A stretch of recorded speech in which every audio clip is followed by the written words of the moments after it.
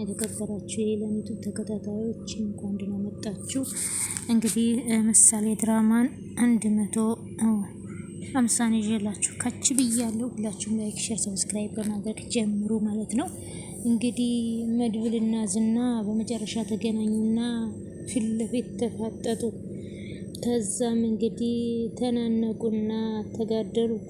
ዳጣም እንዳጋጣሚ ቆይታዋን ከመርዞ ጋር አድርጋ ሰተት ብላ ወደ ንብሩክ ቤት ልትሄድ ስትል ፊት ለፊት እየተዋቀጡና እየተደባደቡ ስታያቸው በጣም ደነገጠች። ዳጣ ከሚባለው በላይ ራሷን መቆጣጠር አቅቷት መድብልም አረ በፈጠረህ ራስህን አምልጥ ከዚህ አረመኔ እና እርኩስ ሰው ደግሞ በምን ተገናኘህ እያለች እሪታዋን ስትቀውጠው፣ ከዛም እንግዲህ ጠበቃው ካለበት ቦታ እየበረረ መጣና እባክህን ሞገስን ምንም እባክህ ከሞገስና ከመድብል ላይ እንደዚህ አይነት ክፋት ማድረግ የለብህም። መድብል ምን አደረገ? እንደዚህ የምታደርገው ያንተ ኃጢአትና ያንተ ክፋት እንደሆነ እስከኔው ይኸው ቤተሰቦቼን ሰላም አሳጥቶኛል። አሁንም ቢሆን የእጅን ማግኘት አለብህ ዝና። ከዚህ ከምስኪን ቤተሰብ የማትወርደው ለምን እንደሆነ ባላውቅም እያንዳንዱ ያደረጋቸው ቅሌትና ውርደት ግን ሁሉንም ሰብስበ መረጃዎችን ለፖሊስ መስጠት አለብን ብሎ ወሰነ። እንግዲህ ጠበቃው እንግዲህ ለሞገስ ምስክርነት ለሞገስ ንብረቱን ለማስመለስ በመሀይልና በዝና ጦስ ገንዘቡን አጥቶ ነበርና በዛም እንግዲህ ከጠበቃው ጋር ተገናኝቶ ጠበቃውን እንዲያስመልስለት አድርጎ ነበረ። ግን ጠበቃው ሚስቱን ወዶ ሉላን ከዛ በኋላ ከዝና ጋር ሲሆን የሚመቻችለት መስሎት ነበረ። ግን ራሱ ቤተሰቦቹን እስኪያጣ ድረስ ስቃይ ውስጥ ገባ። አሁን ግን መልሶ ወደ እነ መድብል መጥቷል። እንግዲህ ፊት ለፊት ከዝና ጋር ተጋጠመና ስማ አንተ አረመኔ እርኩስ፣ እኔ ማን እንደሆንኩ አታውቅም። እስካሁን ድረስ ዝም ያልኩህ ፈርቼ ወይንም አንተን ሌላ ነገር ትሆናለህ ብዬ አስቤ አይደለም።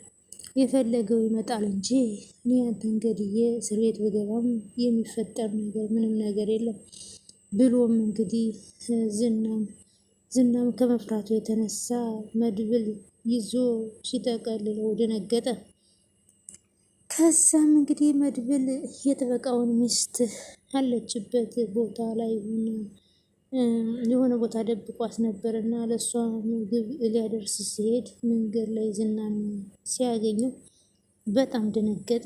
ጠበቃው ግን ባለችው ስልክ አንስቶ ሲደውልለት ለመድብል፣ ከዛም መድብል ቆይ እኔ የምለው ምን እያደረግክ ነው ያለው? ምን እያሰራ ነው ያለው? የት ነው ያለው? እያለ ጠበቃውን መነሳትና ማውራት አቅቶት መድብል ካለበት ቦታ ላይ ሰተት ብሎ እየሄደለት ነበረ።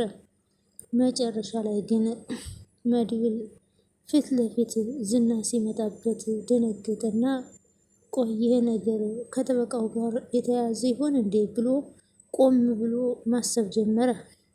ጠበቃውም በረሃብ እና በስቃይ በችግር ስለተሰቃየ በፍጹም ማውራትም እንዲሁም ደግሞ መናገር አልቻለም። መጨረሻም እንግዲህ መድብል ወዳለበት ቦታ ከሄደ በኋላ መንገድ ላይ ዝና ሲያገኘው ቢደነግጥም ፊት ለፊት ተፋጠጡ። ሰላም ሰላም! ውድ የተከበራችሁ የተወደዳችሁ የቻናሌ ተከታታዮች እጅግ በጣም ተወዳጅ የሆነው በጉጉት ሲጠብቀው የነበረው የምሳሌ ድራማ እንደቀጠለ ይገኛል። ቻናሉን ላይክ፣ ሰብስክራይብ እያደረጋችሁ ስለምታበረታቱ ከልብ አመሰግናለሁ። እጅግ በጣም በሚያሳዝን እና በሚገርም ሁኔታ ዳጣ መንገዱን እየሄደች ሳለ በድንገት እንግዲህ መርዞን ሲናደድና ሲቃጠል አገኘችው። መርዞ ምን ሆነ ነው ብላ ስትጠይቀው ኤፍራታን እንግዲህ ማህፀኗን ተከራይቶ የሚመጣውን ሰውዬ ቢዝነስ ለራሱ ለማድረግ ደፋ ቀና ሲል እሷ ግን በአቋራጭ ከሰውየው ጋር ተፋቀሩና ለመጋባት ወስነው ቀን እየቆረጡ ይገኛሉ። እንግዲህ መርዞ ሀብሮ ብር ለመካፈል ነበረ። እንግዲህ ኤፍራታ በጣም ገንዘብ ትወዳለች እና እንደ እህቷ እንደ መሀሌት በአቋራጭ እንግዲህ ሀብታሙ ሰውዬ ልታገባ ጎንበስ ቀና እያለች ነው። ከዛ ሞገስ እንግዲህ መድብል እንግዲህ ዝናን አንቆ እያሰቃየው ነው።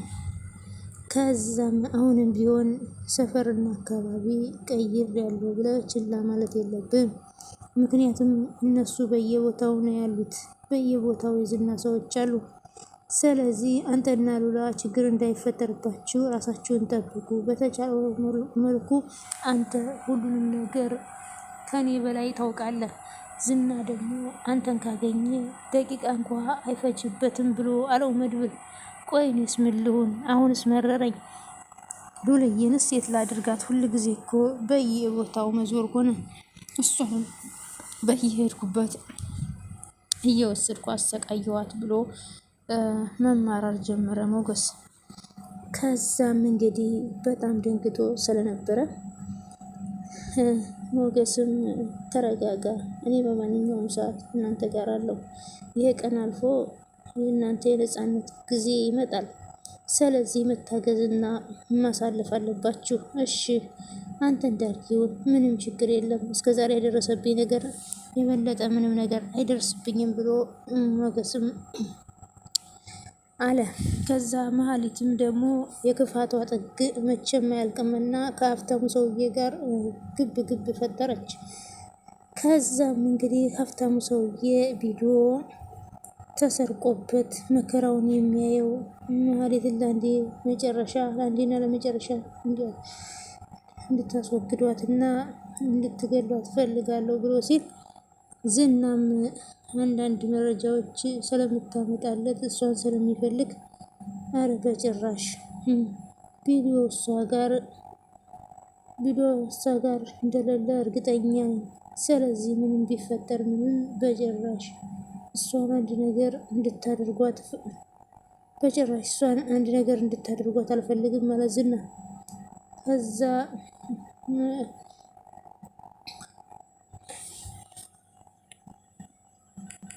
የዝና አለቃ ካሌብ ሞሲሲ የሚባለው ለሀብታሙ ሰውዬ ምንም አንተ አታስብ፣ ከዝና ጋር ሆነን እናስተካክላቸዋለን በማለት ቪዲዮውንም ደግሞ አውጥቶ ሰጥቶት ሊሆን ይችላል፣ እኔ ያናግረዋለሁ ብሎ እሱም ቢል የሚል ከሆነ አንተ እንደዚህን ክብርን ያዋረደች ሴትዮ አንጠልጥለን እንድትገደል እናደርጋታለን ብሎ ወሰነ።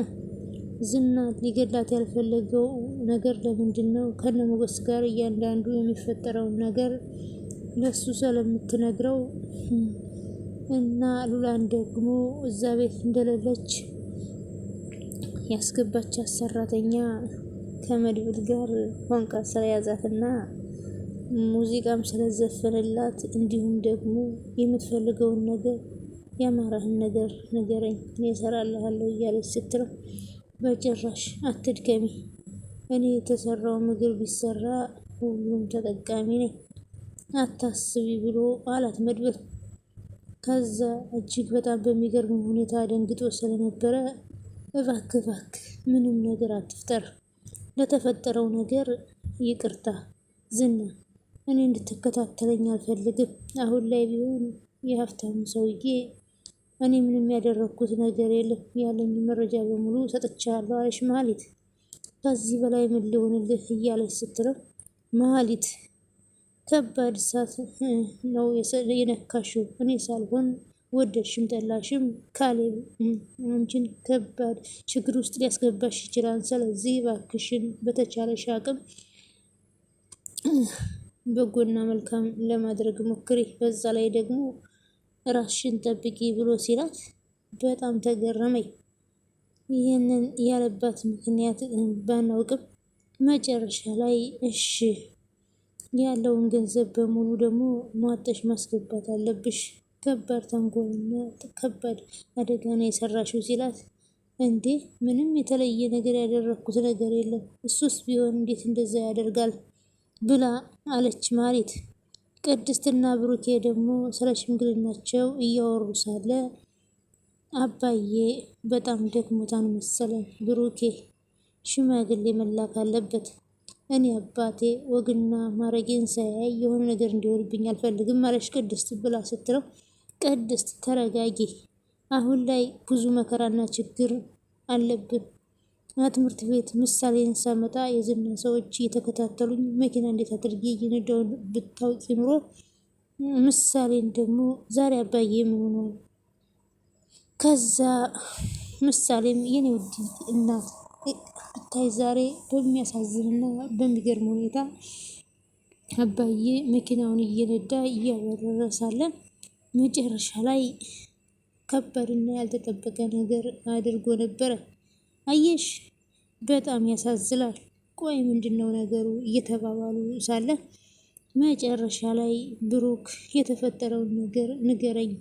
እኔ እኮ አሁን የምጠብቀው የራሳችንን ህይወት እንድንኖር ነው።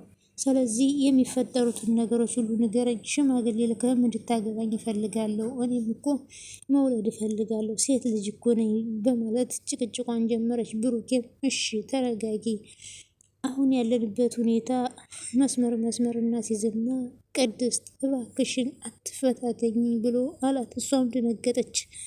በቃሽ እንደዛ ከሆነ አንተ ያልከው ይሆናል፣ ምንም ቢፈጠር ምንም እኔ ከበጠገብህ ነው የምሆነው እና አትጨናነቅ ብላ ስትለው እሺ ችግር የለውም ሁሉም ነገር ለበጎ ነው ብሎ ብሩክ ያንን ሀሳቡን ወሰነ። ሞገስም ከሉላ ጋር ሆኖ እንግዲህ የወደፊት አለማቸውና እቅዳቸውን እኔ መጥፋት አለብኝ፣ አንቺ አሁንም ድጋሚ ከነ ሞገስ ጋር መሆን አለብሽ፣ ከነ ዝና ጋር መሆን አለብሽን በማለት ይህንን ከዛ እኔ ከዝና ጋር ከዛ እሷ ሉላ ደግሞ አሁን በኋላ እኔ ከነዝና ጋር መሆን አለብኝ። እስከ መቼ ነው አንተ ለእኔ ብለህ ይህንን ያለ መከራና ስቃይ የምታየው? ለእኔ ብለህ ይህን ያህል የምትሳደደው? ለእኔ ብለህ ከስራ ሁሉ ተፈናቅለህ ንብረትን ሁሉ አጥተህ? ስለዚህ እስከ መቼ ነው አንተን እንደዚህ እያደረግኩ የምኖረው? ስለዚህ እኔ ከነዝና ጋር ልሄድና አንተ የራስህን ኑሮ መኖር አለብህ ብላ ስትለው እኔ ከአንቺ ሌላ ምንም አይነት ህይወት ምንም አይነት ኑሮ የለኝም፣ አብሬሽ ነው እስከ ዘላለሜ ችግሩንም መከራውን ማሳለፍ የሚፈልገው ምንድን ነው የምትይው ሉላ በማለት እሷም እኮ እኔ አንተን ሳልወድ ቀርቼ አይደለም፣ ግን እየደረሰብህ ባለው በእኔ ምክንያት እየደረሰብህ ያለው መከራ በጣም አስከፊ ስለሆነ ነው ብላ ሉላ ስትል ከዛ እንደዚህ አይነት ነገር አታንሺ በይ ምናምን ብሎ ወሬ ያስቀየራት።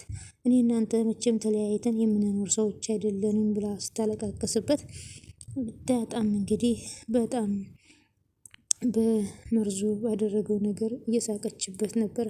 መርዙ እንግዲህ ይፍራታ ትሆነኛለች ፍቅረኛዬ ትሆናለች ብሎ እያኮበኮበ ነበር። እንግዲህ ኤፍራታ ገንዘብ ስለምትወድ እንደቷ እንደ ቅድስት ገንዘብን መርጣ ትታው ሄዳለች ማለት ነው።